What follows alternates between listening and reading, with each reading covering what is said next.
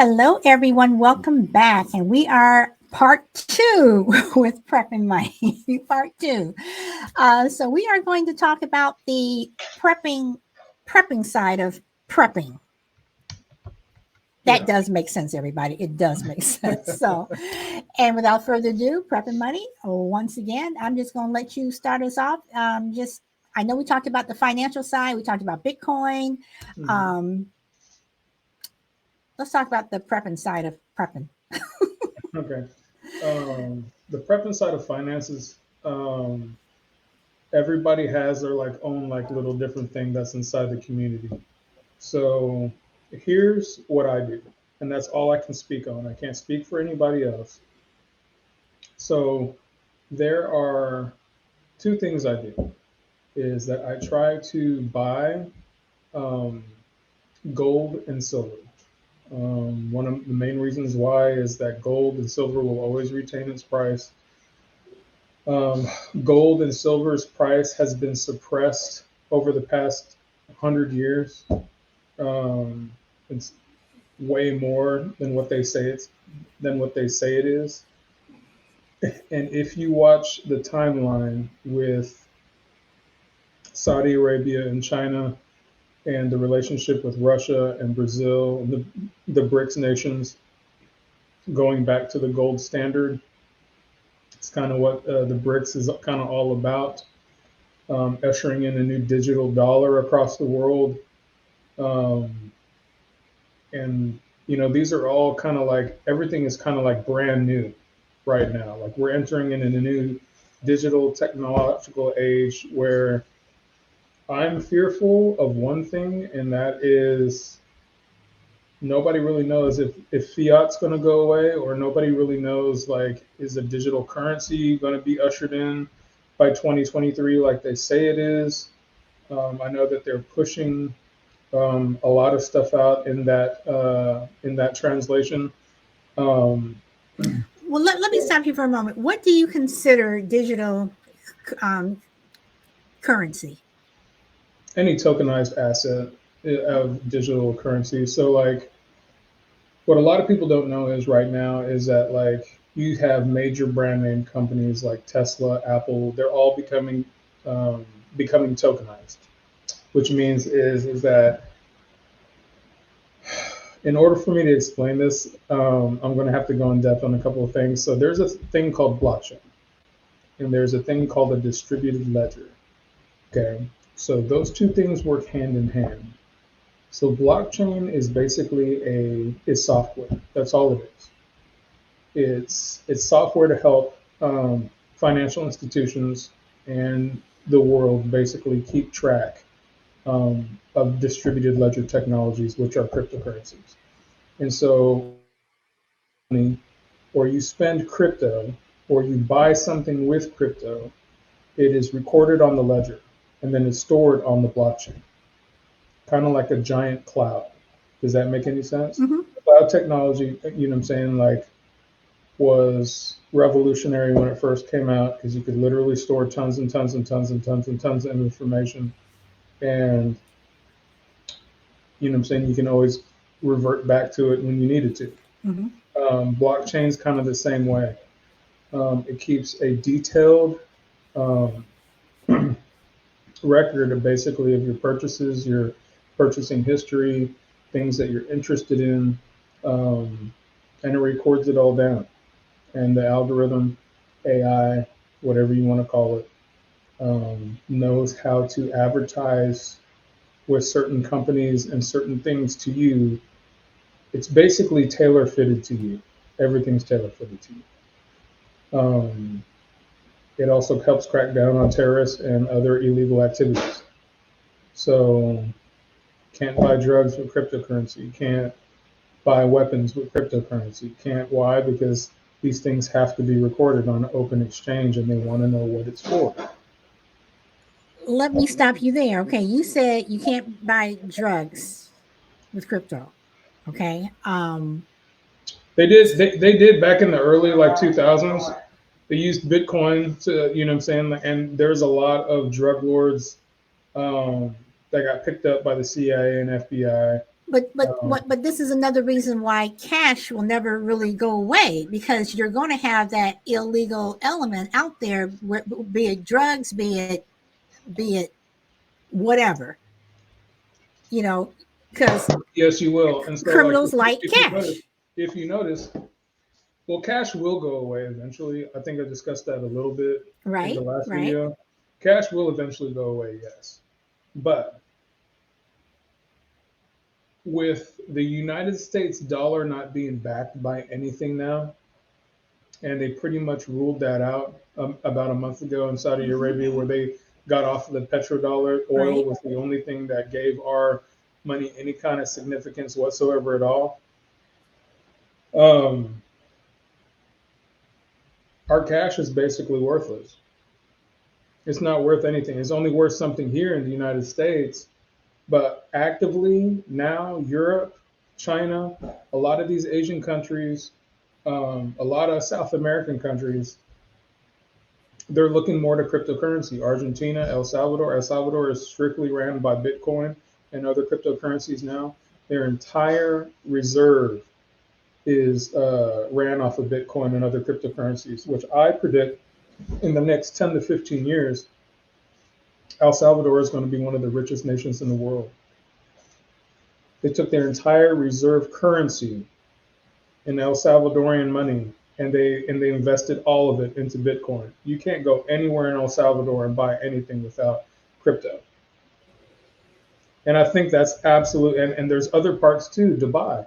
There's other parts of Dubai where you can spend cash. You know what I mean? Because they realize rich people want to go there. They want to blow money. They want to gamble. They want to, you know what I'm saying, do nice things. But the majority of places that you go to in Dubai and most places in Europe and Spain and Italy, they're strictly transactions by cryptocurrency now. Okay, There's no cash. but on the prepping side of it though, if all we've heard about is you need to stockpile food, you have to have some cash on hand, in order to trade and barter and everything like that. So on the prepping side of it, what is crypto going to do for someone who is hungry, have to feed their kids, and all they want to buy is just some rice or something, to feed Absolutely their. nothing. But you got to think about it like you can be able through the blockchain and through the ledger, you'd be able to buy rice or anything like that. You can still trade in dollars for cryptocurrency. There's going to be a time where they're going to be like, we'll buy back all your money, all your fiat dollars, and we will trade it one for one. But if I go, but okay, but I'm just saying, I'm not talking on that level. I'm saying if I'm average Joe Blow going to 7-Eleven, just wanting to buy a hot dog because I'm hungry, Hmm. I got to go through all this crypto just to get a hot dog? Hmm. I mean, as sad as it is, the United States is behind. China, Italy, and Spain have had a cryptocurrency for the past 10 years. We're behind. The rest of the world is literally waiting for the United States to catch up. Okay. That's how behind we are. And like and here's the other thing. Like if I'm a regular Joe Blow, you know what I mean, prepper, and I wanted to go get a hot dog, I'd already had it. Okay, but the one that is not prepping, the one who does not have that hot dog stash, whatever, and they don't have it. So the people who are Still not be able to ready. you still be able to like if you had gold and you had silver, if you're a regular average Joe, and let's say you just had fiat dollars, there are going to be some stores because the government is still going to actively collect the paper money. Okay, so There's still going to be some stores where you're going to be able to go to, and I believe that 7-Eleven and like and other gas stations and stuff like that, other corner marts are going to be those type of places. Why? Because average Joes, people who sell drugs, and other poverty-stricken people, they hang out at those places. And so still going to be cash businesses, but the cash businesses are only going to be there for a while. okay, and again, I'm not trying to just pick apart everything, because I'm trying to encompass everyone, because people are going to be left behind. So that homeless person that's on the street Mm-hmm. and they have their cup out and they're Mm-hmm. asking for some change or some dollars, whatever. I'm supposed to give them crypto. So they're just going to be, excuse my word, as my mother used to say, they're going to be asked out. Mm-hmm. Well, It that's is. It's a sad story, so. and I So don't. is so is it designed to ask people out? Yeah, Okay, it absolutely is. all right. And when I say that this is going to be the biggest wealth transfer in human history, like it will be the biggest wealth transfer in human history. And if you don't think, like, you have people on Skid Row in California who have cell phones, who have TikToks, who gain money that way. I know Mm-hmm. because I follow a couple of them, Mm-hmm. Mm-hmm. and they are crazy. Mm-hmm. They already know about cryptocurrency. They use a form of digital currency on TikTok where you can buy gifts for people, where you can, you know what I'm saying, like you can get that stuff transferred into your bank account. So if a lot of these apps and a lot of these companies transfer over into crypto technologies or cryptocurrency, it's something that's just going to have to go right into the fold. And there's probably some of the poor on Skid Row and other parts, and that are homeless that probably know more about cryptocurrency than me and you. And so, like, to me, it's like making small right investments now because you're on the precipice of everything now. But that's besides the point. Going back to the topic, me as a regular Joe Schmo prepping guy, but I also talk about finances, uh, food, ammunition, gold and silver are the only things physical that I'm prepping right now. Because one, ammunition is for trade. Mm-hmm. It'll always be for trade. Food will always be for trade. You can get a lot of stuff for rice and beans when people are starving. Um, Gold and silver will always retain its value. There, even if we're in a low and we're in an Armageddon scenario, anybody, soldiers, whoever, will always take gold and silver. Why? Because they're always underpaid. You can pay for passage, you can pay for food, you can pay for, what I'm saying, a lot of these things with gold and silver. And, if we're speaking in extremes, you know what I mean? So, prep. What if people are not at that point? And when I say are not at that point, I mean, they've been saying, "Oh, I'm not going to do that. That's silly. You all are crazy." Blah blah blah. Now, I don't go to the extreme, as some people do, but I do. Um, what do you say to the people who just don't? I mean, I say to him in somewhat, like, I agree with you. You know what I mean? Like, I don't want to do this, but, like, if you look at history and the way that it constantly not just repeats itself, but constantly repeats itself. Ever since the fall of Rome, we'll use that. There's been catastrophic events.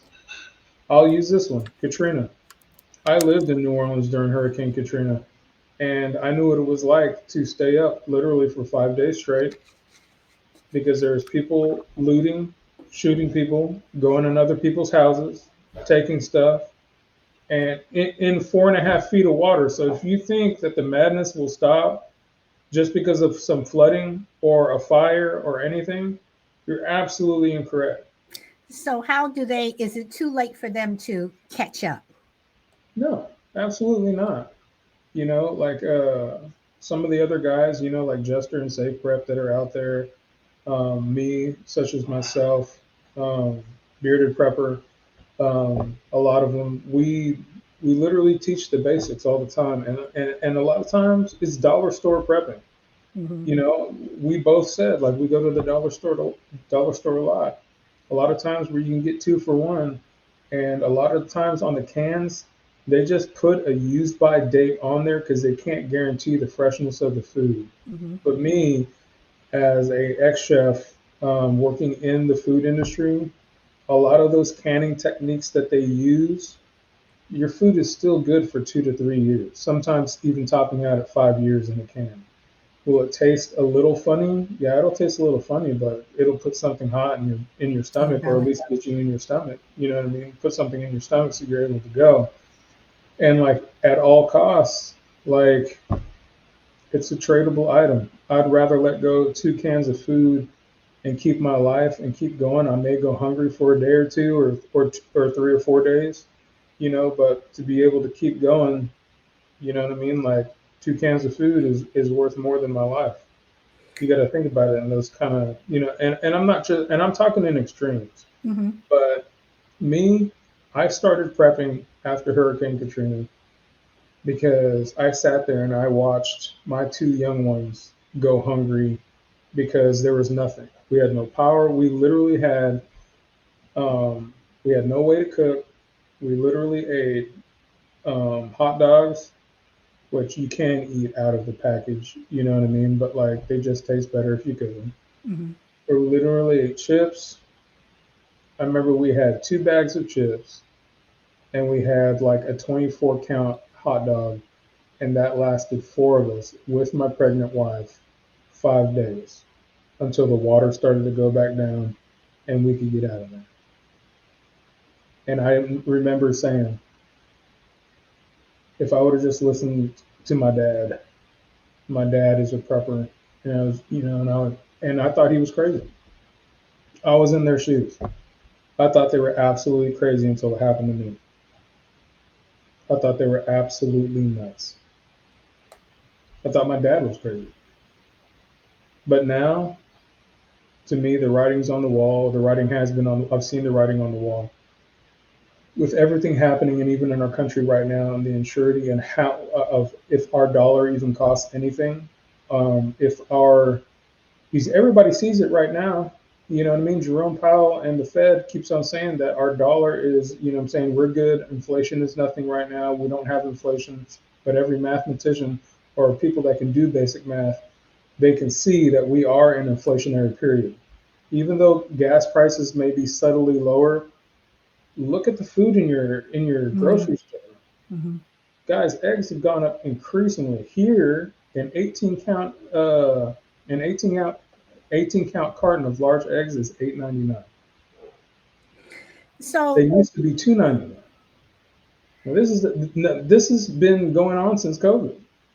Increasingly, everything has gone up. You know what I what? mean? And they're picking and choosing what is going up and what is staying the same. So it's meant to fool you.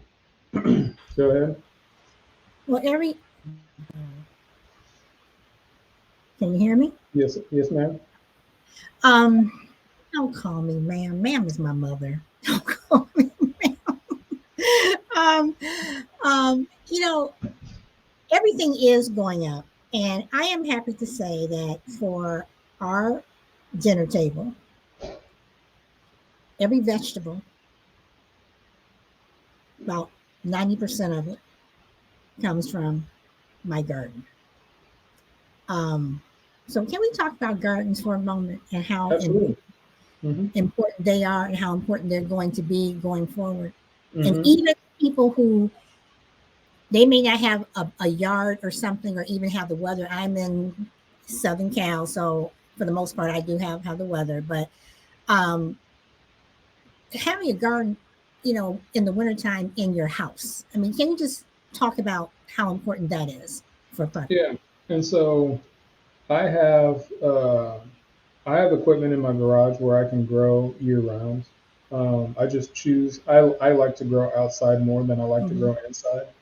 The reason for that is because I don't. To me, it just tastes different.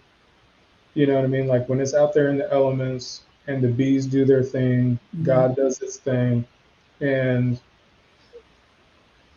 you almost go out there every day on a daily basis to check. You know what I'm saying? You check. I call them my babies You when it's you springtime. are Going into springtime, and you like you are. go out there every day to check. You know what I mean? And like it's a very awesome experience, but again, it's also very humbling too. Hmm. You know what I mean? And it puts you and it grounds you. Gardening is the most, and they always say that, oh, you have to have a green thumb to garden. Mm-mm. I didn't know two licks about gardening. Okay, I started getting into gardening about a couple years ago, after we moved here to Texas, because I had a great full garden when I lived in Louisiana and in Georgia, and those are more, humidity is a little bit more down there. Plants grow a little bit bigger. Um, but when I got to Texas and it was extremely hot and dry, and it's extremely dry in the state, I looked at my significant other and I said, "Babe, I said I don't know how to grow in this." So I started reading books and like what to grow in Texas, what's familiar in Texas, like what can I have here in Texas. And I'm telling you right now, unless you got a greenhouse and you can have controlled humidity, there's very few things here in Texas that will grow. Now we just had a drought this past winter, and they said it was one of the worst ones they've had in, what I'm saying, in about 10 years. It didn't matter what I tried to do. I fed it city water, and the plants would just die. And so that's made me believe there's something in the water. Mm-hmm. Every time it rained, my plants propped up, came alive, and they wanted more. Every single time they wanted more. And I couldn't give them enough and so I bought a 7,000 gallon pool, and in our above ground pool, not for my kids, For but I bought rainwater. it for plants. I bought it for my plants because every time it rained, that thing would fill up. And at one point, it didn't stop raining for like a week when it really started going, where I actually got a double yield of butternut squash and tomatoes because we went from one season into another season, and or toward the end of the season going into the fall, and my intermittent tomatoes just they bloomed again and they started producing again. And then my butternut squash got mixed in for somehow with my watermelon, my sweet gem watermelons, and it killed out my watermelon, but it made a hybrid butternut squash where my butternut squash was striped. And so like I'm going in here in the wintertime and we're going to do roasted butternut squash. Got all this striped butternut squash, this new hybrid butternut squash, and I'm hoping it tastes good because either thing happens when you garden and two a gourd and a fruit mixed together, um, is either the watermelon is going to be really bland and the butternut squash is going to be super sweet, or vice versa. The watermelon is going to be super sweet, and the But butternut squash is going to be super bland. but these are things again that you'll be able to barter with and trade should Hmm. you need to. Seeds will get you a long way too. Okay. And that's another thing is I know that people should, instead of, spending money, $3 a packet for a little pack of seeds, every time you use that green pepper, save the seeds. Every time, people need to save their seeds. So can you talk a little bit about growing indoors, and Hmm. so it'll be kind of simple for people who are just getting started? So growing indoors is kind of like growing outdoors, except that it's more temperature and climate controlled. So you control the water, you control the moisture, you control the humidity. You're playing the universe and God, honestly. Do I think it's a little easier in the fall and summertime? Here, yeah, absolutely, I do. Um, is it something that everybody can do? Absolutely, because I got my entire setup at Walmart. I got my entire setup at Walmart, and it cost me less than $500 um, to drape out my uh,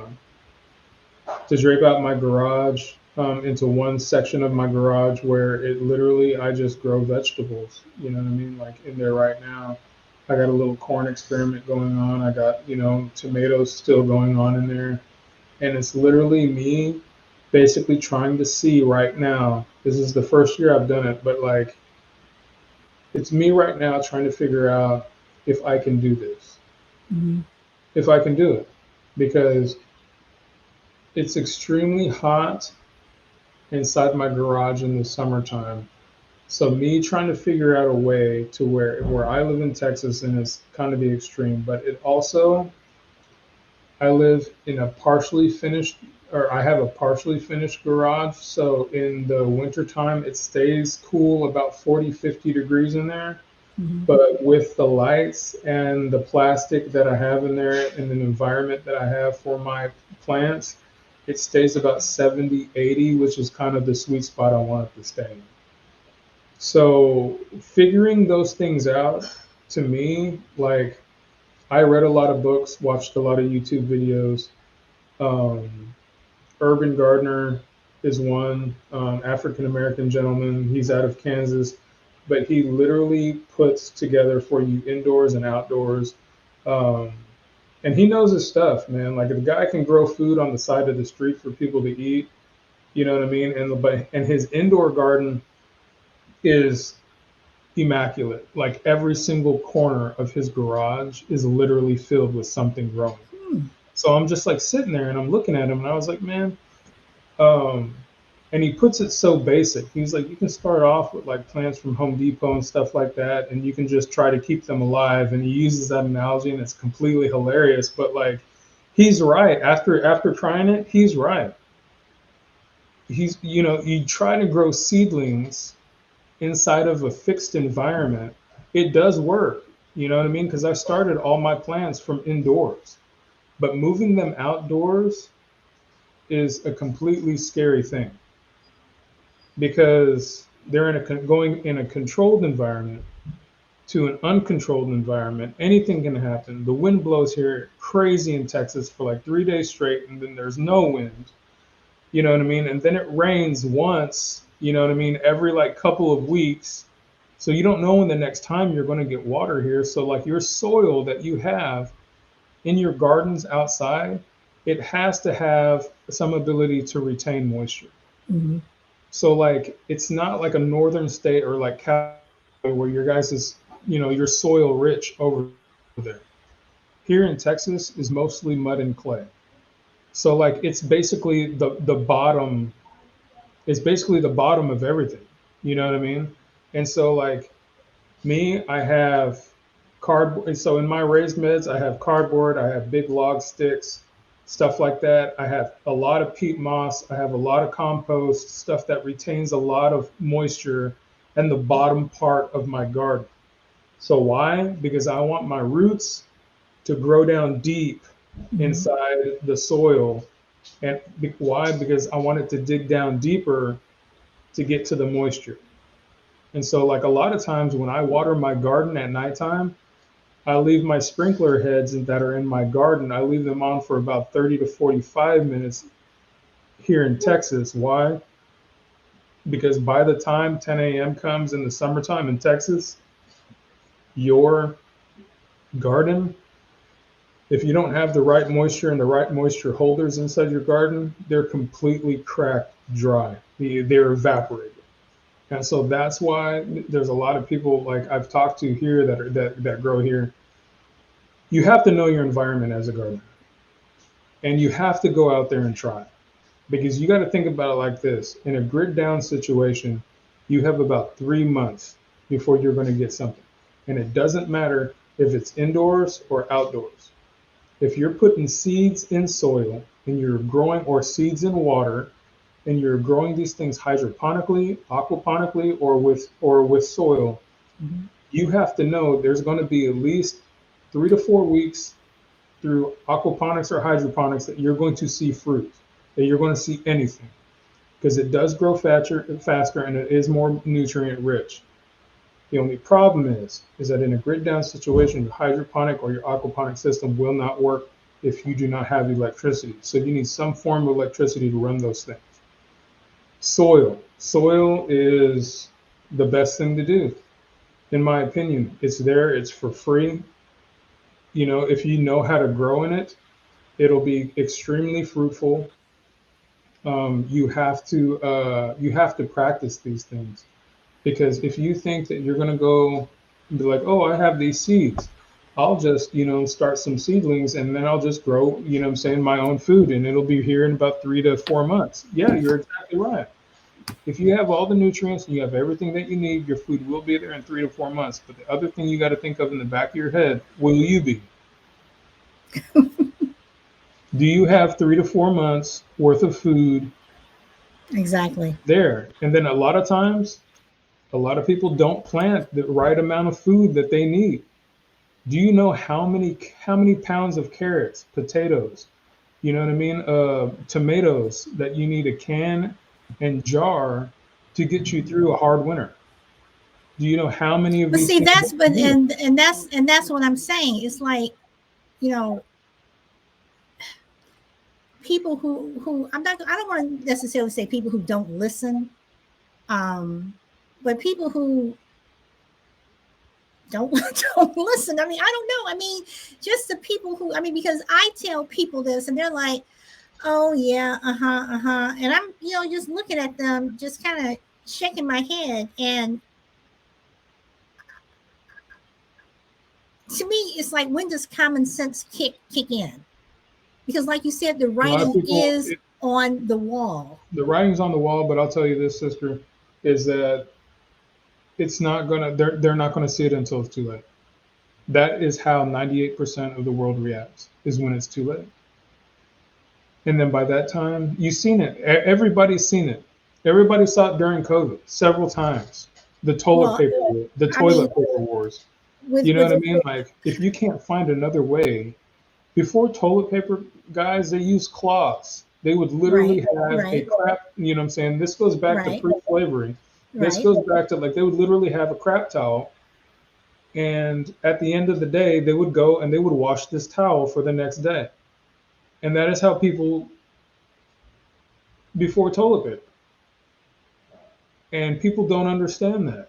You know what I mean? Like, and I don't find it humorous at all, but I do, because the things that you're going to have to explain to some people in that time is going to be, for them, it's going to be absolutely mind blowing.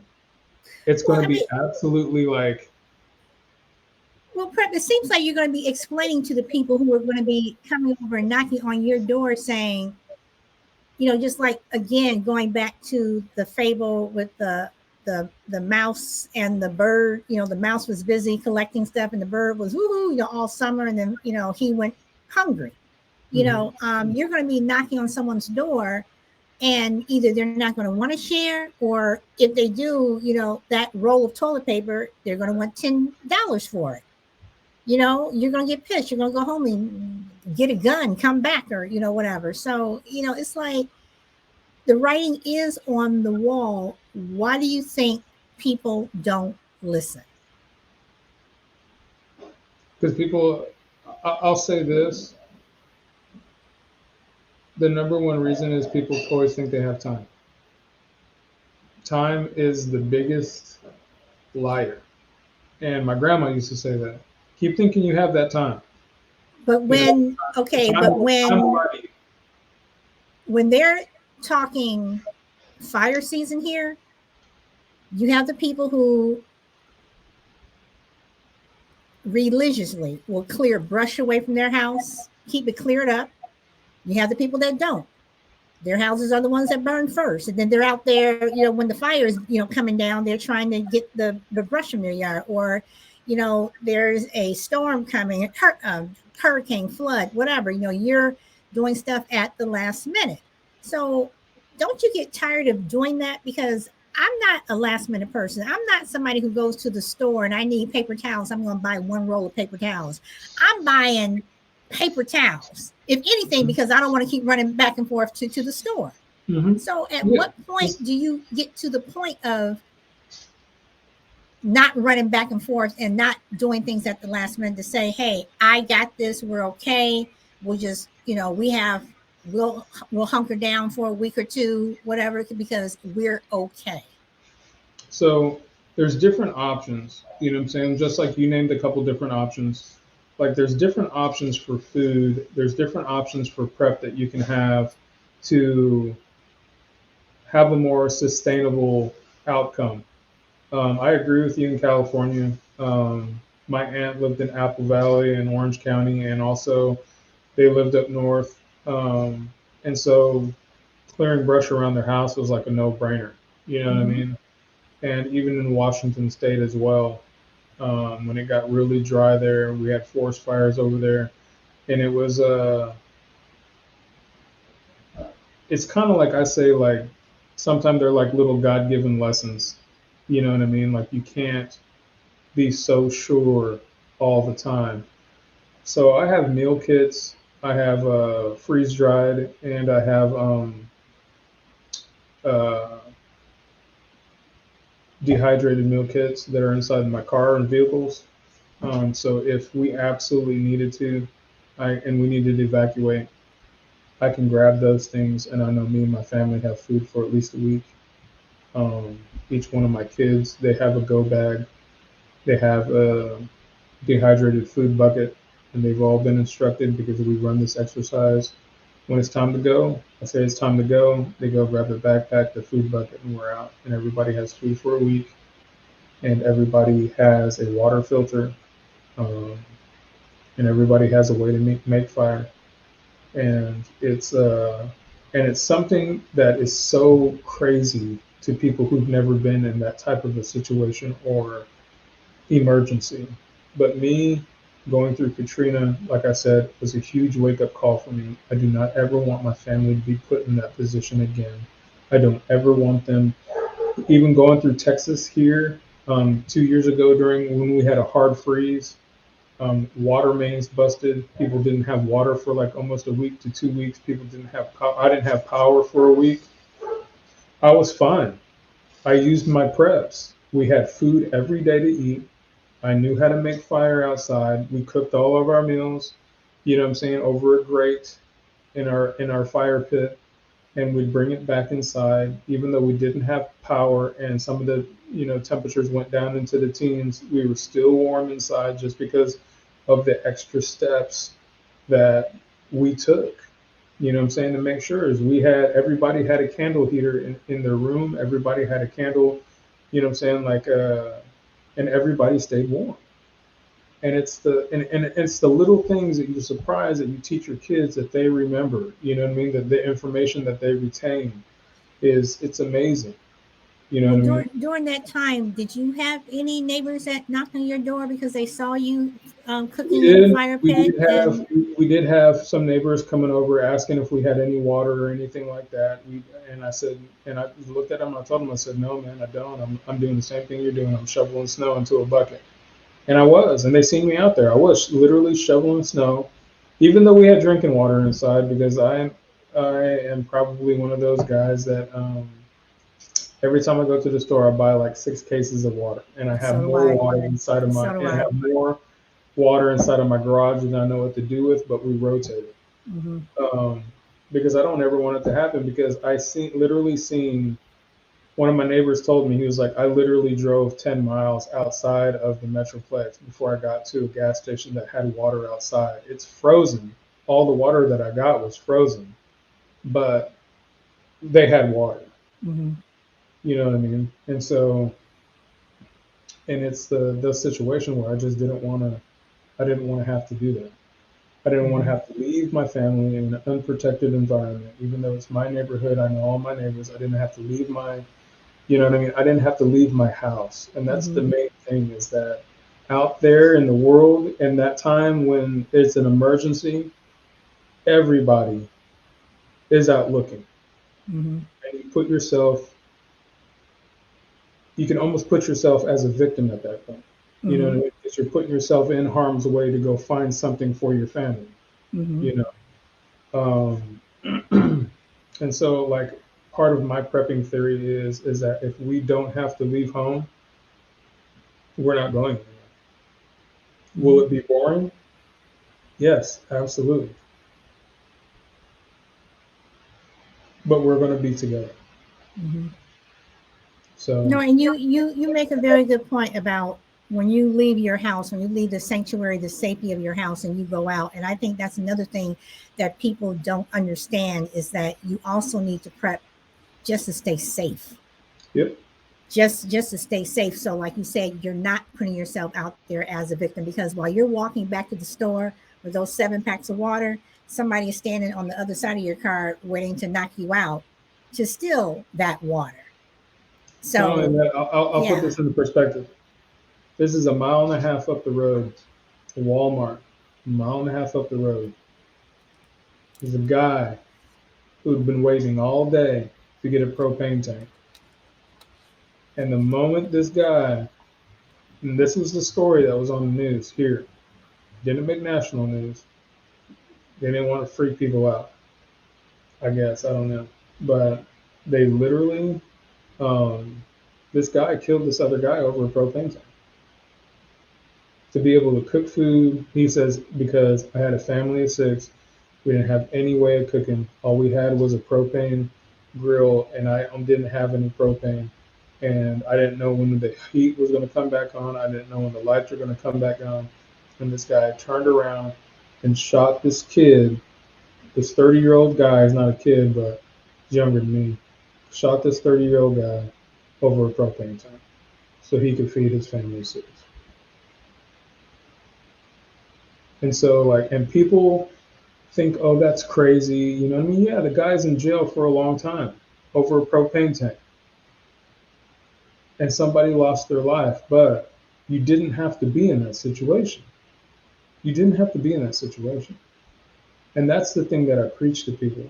And part of my, and here, even in Dallas, we got the Arctic storm that came down here, you know what I'm saying, last week. It got down into 8 degrees at nighttime. Wind chill, -14. There's a man, an elderly man in Dallas, who sat there in the street in his wheelchair. He had dementia and froze to death. And the majority of the people freezing to death here, and we had other deaths here in Dallas too, and the majority of the people freezing to death are senior citizens, and nobody bats an eye or says anything about it. And if I wish I had more time, because my next segment that I'm going to do on TikTok, and I'm thinking about opening up a YouTube, I'm not sure, is cryptocurrency, how to use it as a senior citizen and the elder. Because there's a lot of senior citizens and there are a lot of elderly out there who still have brain power, who are still smart as a whip, but are going to get left behind, and that worries me. That worries me. Well, that should worry. That should worry a lot of us because one day we'll all be there. Yeah, that's And exactly right. these Gen Zs need to understand that too. One day you will be there. Can you So imagine that? I know I'm 42 years old. I'm not going to ask your age because my mom would slap the crap out of me. But like, because I know it's impolite, but you got to think about it like this: one day, me and you're going to end up in a nursing home somewhere. That's just the reality of the situation if we're not home cared for. You know, can you imagine this generation watching you? They can't even watch themselves, and that scares the ever living crap out of them. That's an entire different segment. no, That- it is. I mean, thankfully, my parents lived into their 80s. They were they had all their faculties. They were not going anywhere. They stayed at home, and but a lot of people they don't have that option. So what I do want to say is thank you for Always. agreeing to do this. You did not have to. you know this is my new show. I'm trying to get it going, and I've had some really good guests, and you are one of them, so I thank you very much. But I'm looking at your shirt, and I know it's part of your merch, and I know since I follow your TikTok, PrepNMoney TikTok, everyone follow him. um, I know what merch you have out there, so if you want to plug your shows and plug yourself. And You can follow me on Instagram and Twitter and TikTok at PrepNMoney. I do have a merch shop in there. If you are interested in any other designs other than crypto related things, I can do those. Just give me a private message, um, and I'll get those all handled for you. If there's anything on there that you want to see, I can do anything. It doesn't okay, have do you have an email if someone has more detailed questions, they want to reach out to you and say, Absolutely. So it's my name. It's Terran, TerranJ. Messer at iCloud.com. okay, You may want to get one with prepping money. May want to get It's a all right. Gmail. I keep my Um, I keep my addresses and everything off there totally separate. I just have it okay. mailed. All right. Well, as always, every time I talk to you and Jester and people like you, I always learn something and I try to pass the knowledge on. Some people listen to me, some people don't, but I know just for my family and for what I've seen, even pre COVID, the things that the steps that I took, even with my parents, my parents they were, like I said, you go to the store, you're buying in bulk. When growing up in Chi-Town, Chicago, when it got really cold and everything, we didn't have to leave the house. We had everything. Even to this day, even though I'm in California, my father always said, drive us or you're going to get stranded. So I have all that stuff with me. I drive with a change of clothes, just because you just never know. It sounds silly. Sometimes I have to go and change stuff up because I've either gotten bigger or smaller, whatever. But, I mean, these are just things that you should have because, guys, I'm going to tell you, when things break bad, I'm not going to be, as much as, I mean, I think I'm a nice person, but I'm going to be looking out for my family first. Yep. So, so any last And words you want to tell anybody? that's the hard severity of anything is in those times of extreme, everybody's family first, and that is just the harshness of it. Um, Last words I'd say is that find something that works for you, but stick to it. Whether it be gardening, whether it be some sort of prep, you need some sort of prep. If you want to grow a community, you want to be the medical person, you better start stocking up on medical supplies. Because if somebody else is going to feed you and they come to you and they have sick or if they have wounded, you got to be able to take care of them. Mm-hmm. So find some niche, find something that you can do to help not only your family but your community around you. Because through the thick and thin, you may be the next leader or you may be the next person in your community to, you know, stand out. So, you know, find it. There's something that interests you, and everybody finds something in prepping that they like. I'm sure that when you first started doing it, solid, you were probably like, I can do that. The gardening side of it, yeah, I can do that. All right, you know what I'm saying? And, like some of the other things now, you're probably like, yeah, I can do that too. Like so slowly as you start to build your resources, and that's how I got started, is like, yeah, I can do that. And so just start with one thing. And as dumb as it is, whether it start with a 50-pound bag of rice and a 50-pound bag of beans, the next time something happens, you're going to be, the next time it does happen and you do have that food, the next time when things go back to a little bit normal, you're going to be like, I can do that. Mm-hmm. Okay. So, All right. And with that, everyone, until the next episode, this is I Am My Own Story. This was Prep and Money. And I'll see you next time. Peace. bye, guys.